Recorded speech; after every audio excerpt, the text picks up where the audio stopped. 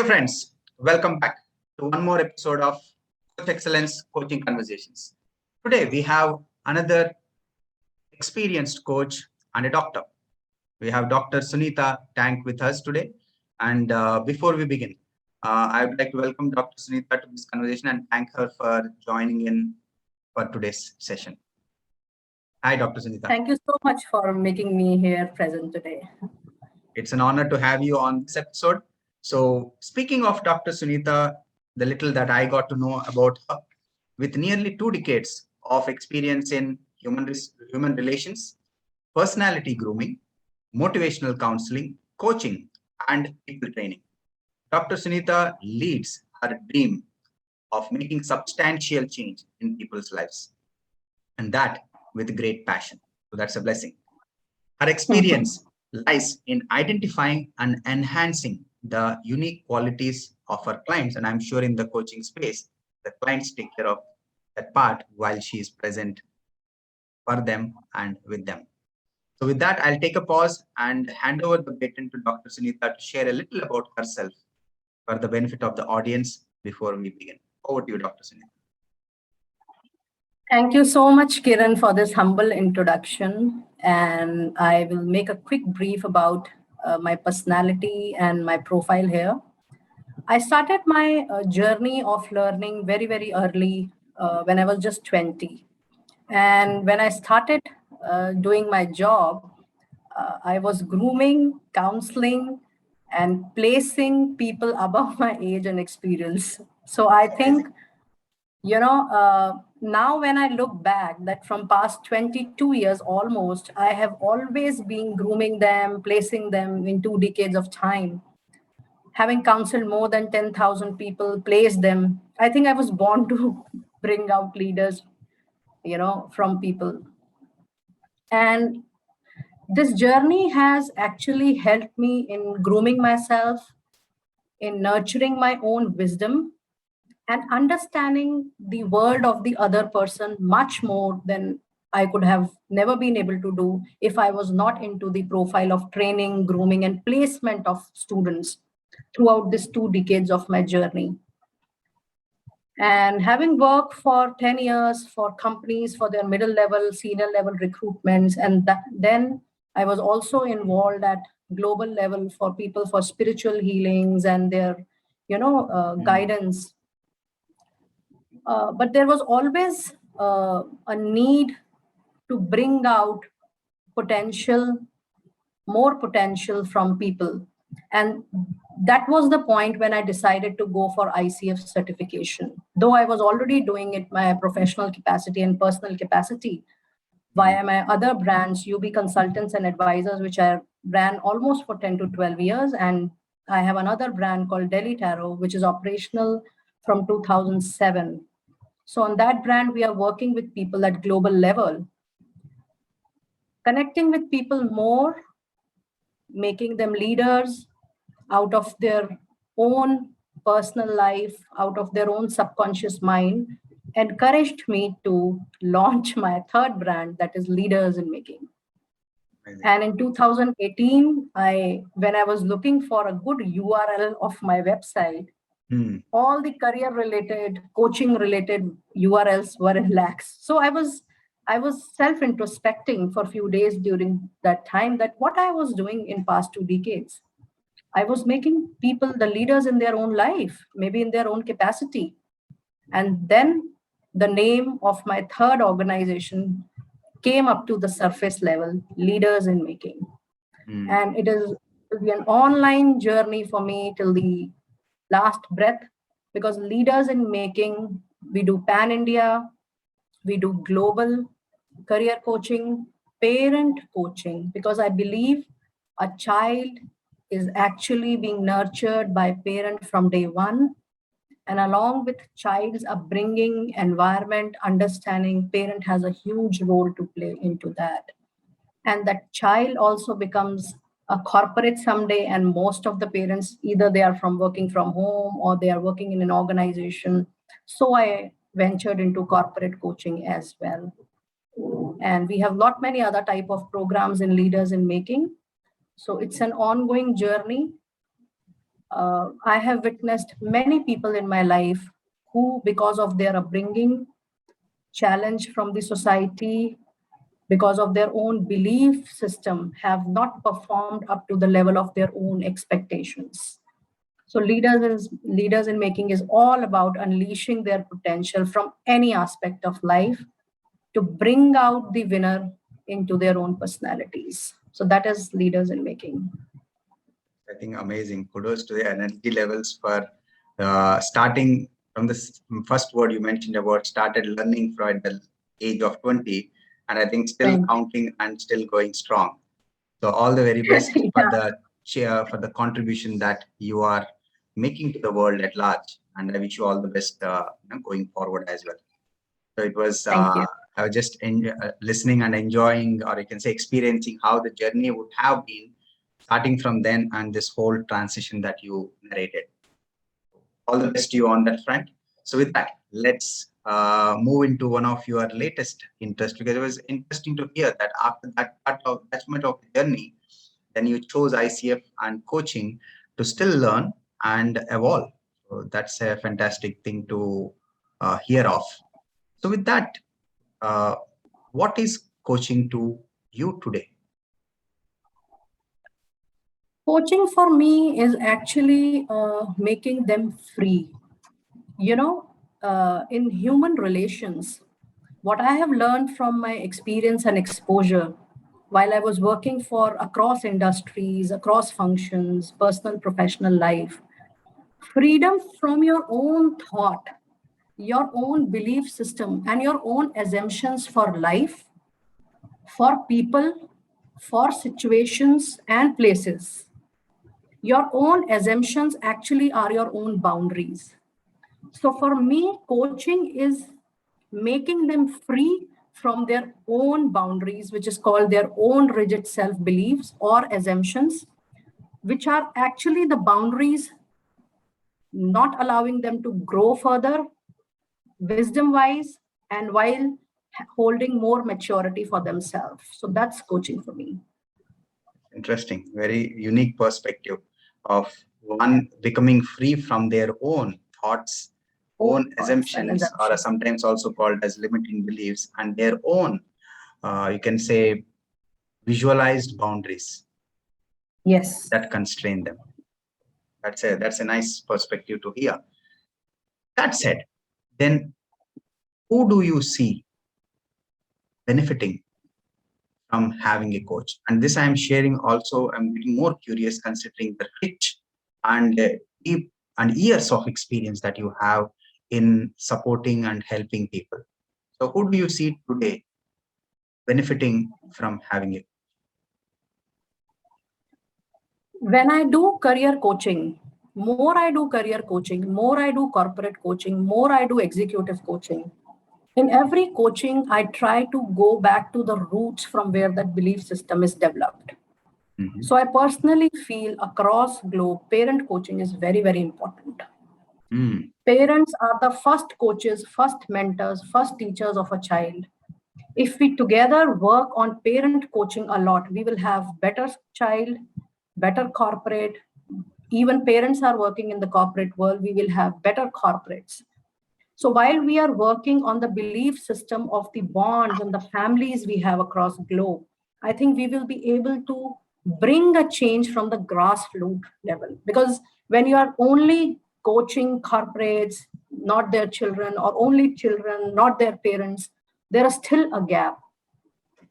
So if somebody has to start or somebody has to understand a coach's perspective, it is very important to understand the family system and the upbringing a lot. So parent coaching, I believe, in every aspect is very, very important. And if a person is not a parent, then also it is very important to understand the background. So Mm. for me, coaching starts from that level of upbringing. That opens one more very interesting perspective that comes from you. And I can sense in the conversation so far, you often refer to parent coaching, and it came out Yes. prominently this time. And I sense a very interesting relation here of having a better child and a better corporate. I think from the Yes. childhood all the way And a till better the, world, of course, post that. and I think what anchored well for me also is you mentioned the word grassroots level. I think if anything that starts from a grassroots level always has a lasting impact on what comes out and what stays at the grassroots level. And I think that's entirely to a great extent. So fabulous to hear that perspective on this question of who benefits from a coach. With that, let's move on to a very interesting part, which most of the audience enjoy, which is the myth section. You name it, across the world, everything has a myth around it. Same is the case with coaching. So what is that one myth about coaching that you would like to burst today for the benefit of audience? Sure. Thank you for the question. This is a very important question because when I'm coaching people from different walks of life, believe me, every person feels that coaching is that we are going to counsel them, we are going to advise them, and the biggest myth is we are going to give them solutions. Coaching is not solution by the other person. Coaching is definitely a very effective, long-lasting solution, which is bring from your own, which is being brought up by your own subconscious mind to the conscious mind. That's the coaching for me.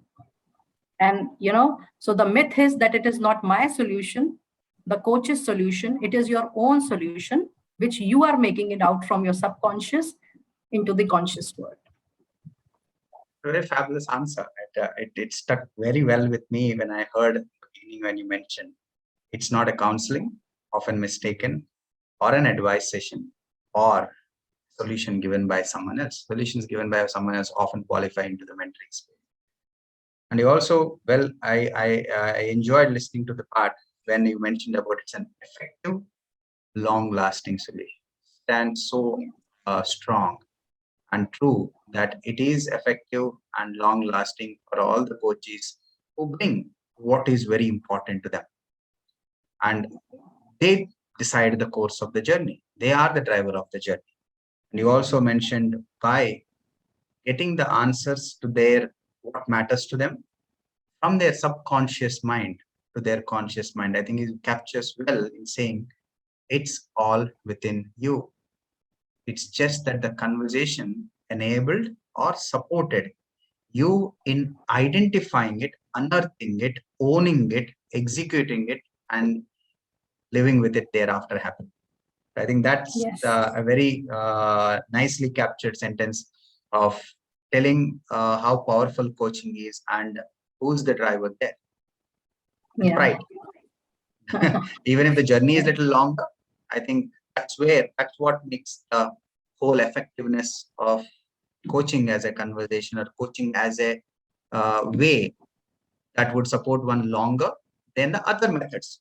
No offense against other methods of intervention, but I think coaching stands out tall and on top of everyone else. I think that every other methodology that I can safely claim or say that I sense it that way, and most does. And I think there are very few who would dispute that. Thanks a lot for that. You would like to share something? Because coaching, advice, solution, when given by others, do not stay for long. But when you bring out the solution, it stays with you for very long. That's the difference. And you articulate everything beautifully, I should say. And in a VUCA world, as we say, going forward, things are only going to get complicated and complex. So people want solutions which are timeless, which will support them for a longer period. They do not want to come back again and again because everyone is valuing their time as money. I leave this question with audience as well as for us also to reflect is, if coaching as intervention supports you for many, many years and you still have to invest that much amount of time, would you invest on coaching or would you invest on the other intervention? It might take you 5% less time or 10% less time, but it's short. It's short-lived. Okay, that's for some other day, some other conversation. So with that, let's move on to the next one. Sure. One coaching memory of yours from your coaching tenure that you can share with the audience while taking care of the confidential. Sure. In my journey, I have coached so many people, students, parents, corporates, I've done, uncounted number of relationship coaching as well. One coaching has given me a big insight about a life learning. When I was coaching one of my student, that student used to be very shy, but he was a brilliant person in academics and in corporate life too. He was performing really well in his corporate life. And while discussing about his family background, I got to know, while unleashing his potential, that, his childhood was taken care by not his mother, but by a maid.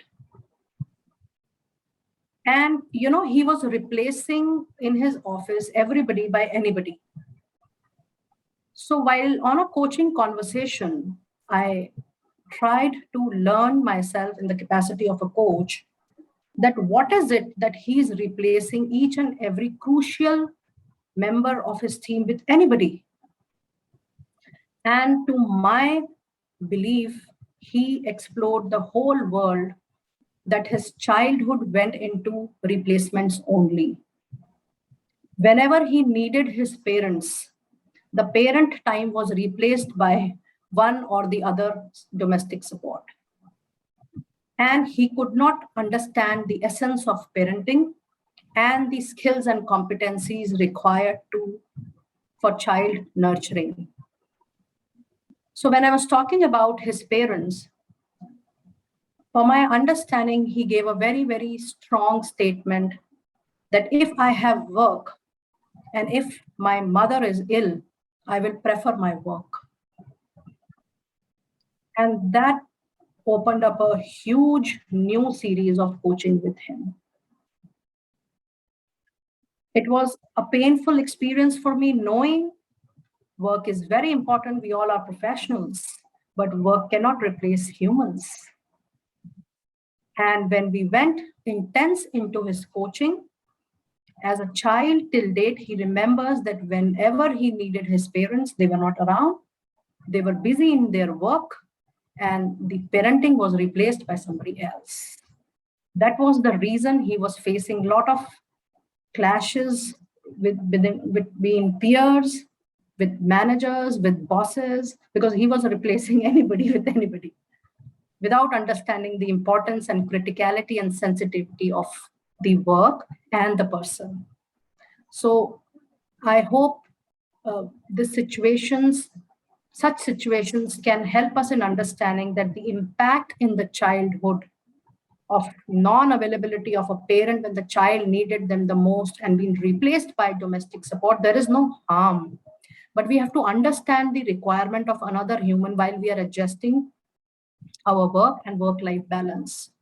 That gave me a new insight into my coaching, that how much the coachee was impacted by that childhood situation, and how impactful it is still in his corporate life, that now he's taking executive coaching with me, and now he's discussing the challenges with the management, with the peers, rather 360-degree across. So that was a learning experience for me. That's in fact deep and profound. How what's from a childhood identity has come over the years, and how it has how it's influencing his decisions or actions as an adult. Yeah, and my surprise, that corporate, instead of taking Delhi NCR region, because I was placing people from a Delhi college, instead of taking Delhi NCR, he opted for Hyderabad. And when I inquired that why you have taken Hyderabad when you had an option of taking Delhi NCR, your hometown, he said, because my mother has taken retirement for me when I was in class 10th. So I congratulated him that maybe late enough, but your mother realized. And the coach, she said that now I don't need her. I am mature. I'm a senior person now. I'm big enough to take care of myself. And in order to be away from her, I have taken the location of my job to another city. So it took me 12 sessions to, make him relieved from that value and belief system that you cannot replace people by anybody. It is important to have work-life balance, but it is equally important to value humans and their contributions along with work. He's a better person, and I'm happy. Though as a coach, I cannot return his memories, but at least I'm sure he will be a good corporate from now, and he will be a good parent from now. Now, these are not my expectations from him, but these are my, as a coach to him, if he will be able to have happiness from his own parenting and have a good time in his corporate life, I'll be happy. That's all. Very interesting one. Yeah. Leaves me thinking. Okay. With that, let's move on to the next one. A very interesting one, which is popular across the world. There is a popular line I got introduced, I think, a few months ago. There are no uncoachable clients. There are only unclientable coaches. What's your view on it? The moment a coach brings his expectations, his judgment, anybody become uncoachable. Mm. The acceptance level has no limit. Acceptance level of a coach has no bar. Rather, when we are moving into a profession of coaching, these words, expectations, judgment, expectations, should not be, exist in our dictionary. Mm. The moment we surrender completely to a coaching conversation, complete surrender, the way the coachee is behaving, the way coachee is coming across, they become coachable. Mm. A coachee is not there just to be coached. The coachee is there to share his lifetime experience, exposure, pain, values, assumptions, belief, and upbringing. And the way the coachee was treated across his life, whether good or bad, that's a different question. So when you understand that judgment, pre-assumptions do not exist in a coaching capacity, and you're sitting blank, and the acceptance level or degree do not exist, it has to be there, then they become coachable. And making a client is altogether a different story, because coaches are also humans.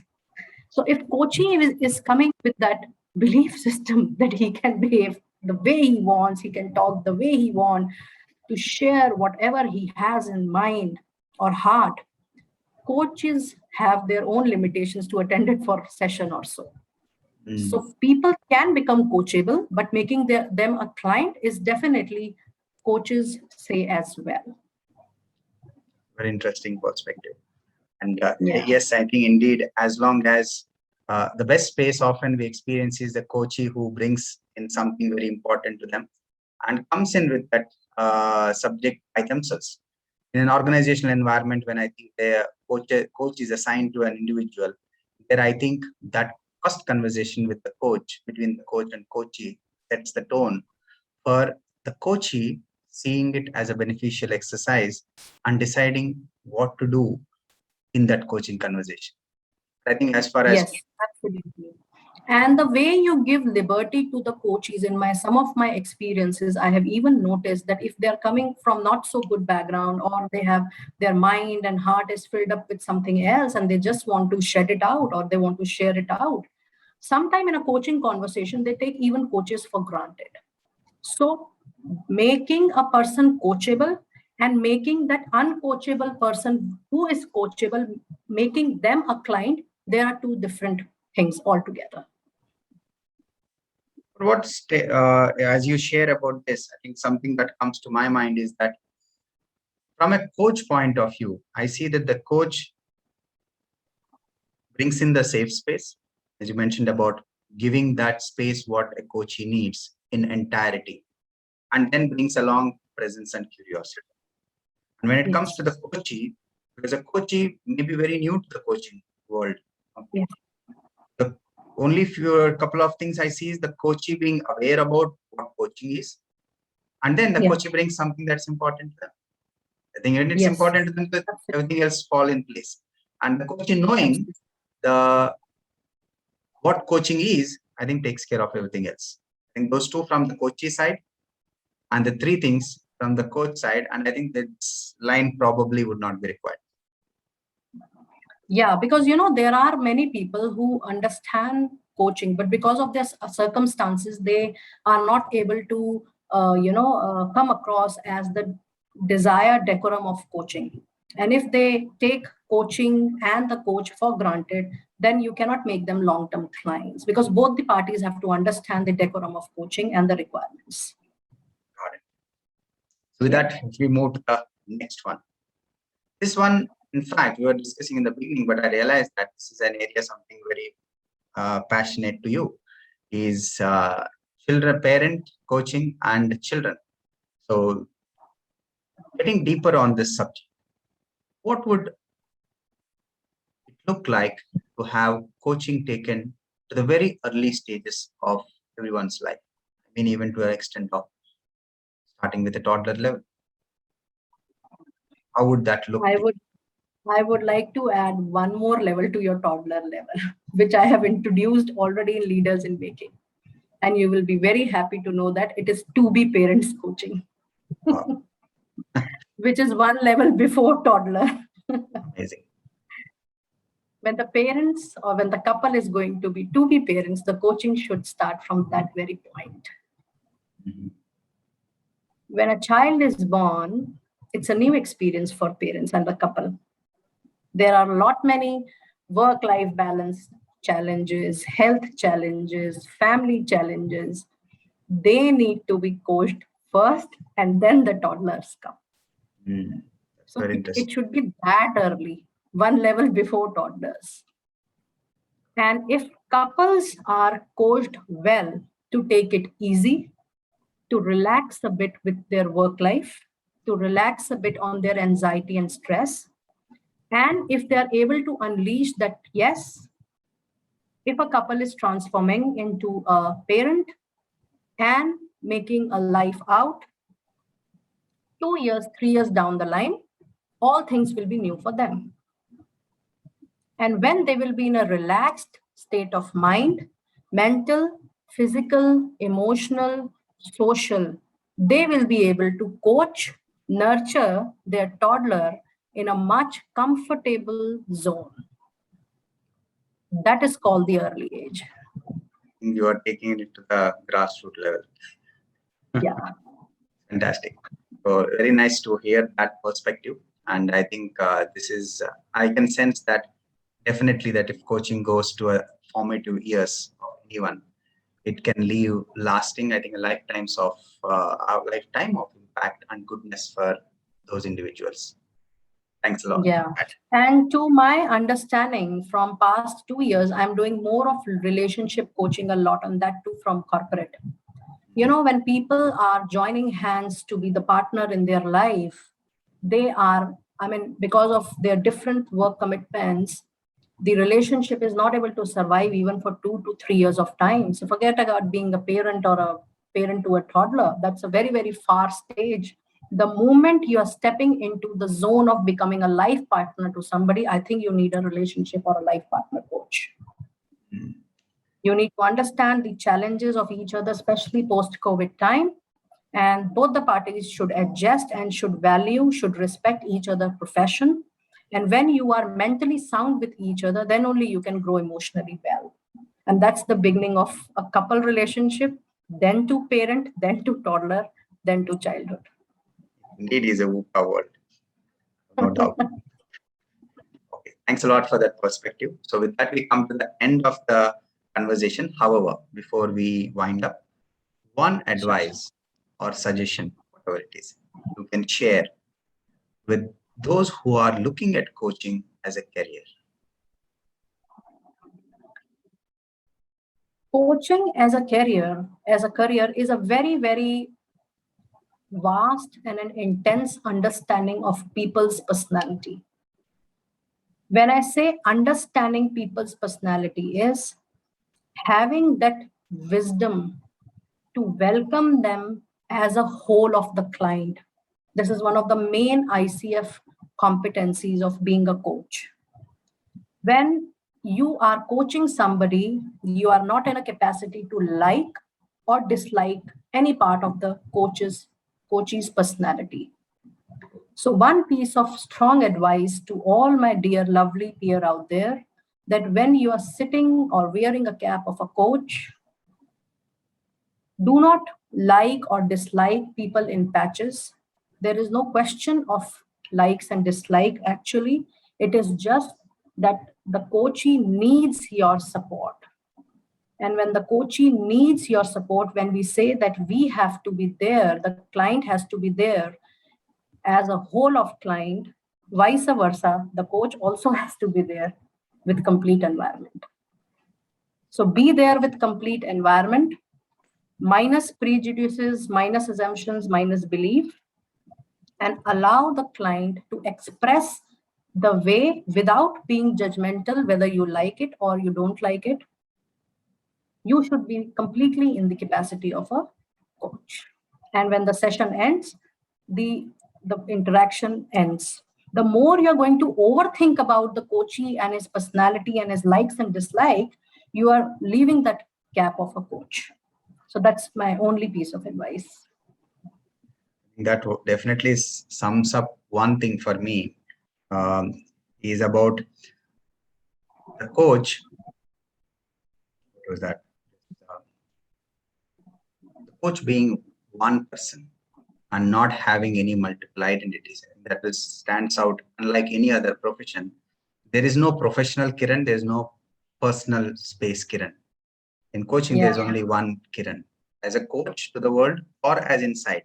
But that's at least, I think most of the coaches vouch for, is it's a first self-transformation that happens before even you impact or before you even support any coaching. So when that happens, most often it is that you are one identity, and that's of a coach. And you bring your whole to the conversation. And I think, as you mentioned about the judgment or likes or dislikes, they don't bring that. I think the coach is supposed to bring only curiosity, presence, and provide that space. So the coach can be whole of themselves. I think that bridge gets formed when you create that safe space. And when the coachee is her or his own self and has brought something that is very important to them, I think rest is logical. That's what comes to me when I hear that from you. So thanks a lot for that share for the wannabe coaches. So with that, we come to the end of the conversation. And before we wind up, for those who are interested in getting in touch with you, Dr. Sunita, what would be the easiest? I have my websites by the name of Leaders in Making. That is www.leadersinmaking.com. And my another website is www.delhitarot.com. All my numbers are mentioned on those websites. We have multiple numbers, and one can approach us through that number easily. And there are contact forms as well available on these websites. So we are very much easily approachable by people. That's the best it can be. I'll go ahead and feature it on the screen as well as in the description, so that whoever is interested, you can easily get in touch with yourself. Yeah, and we also have 2 YouTube channels by the name of Leaders in Making and Delhi Tarot. And we keep on uploading all our events related to Leaders in Making is an educational coaching platform. And Delhi Tarot is a complete spiritual platform. We do aura healing, aura cleaning, chakra healing, angelic healing, tarot guidance over that platform. So both the platforms are very much active. Thanks a lot for that detail. And I'm sure the audience will pick up where they need help or support from you. That's nice. Sure. And for the audience, I hope the conversation has supported you in some way. And if you have liked the conversation, please go ahead and hit the like, and feel free to share the link with as many you wish. And if you have any queries on this conversation, please drop in a line at the bottom in the comment section. Myself or Dr. Sunita will be happy to respond to you, and that's a promise. And do go ahead and hit the subscribe button so that you get notified as soon as the next video gets uploaded onto the YouTube channel. And hope and thanks a lot for being a wonderful audience. And we'll see you soon with another conversation. Till then, please be safe and keep smiling. Once again, thanks to Dr. Sunita for joining in for today's conversation. Thank you. Thank you so much, Kiran. It was wonderful sharing my thoughts with you. Thank Our you. pleasure to have you on the conversation today. God bless. Thank you so much.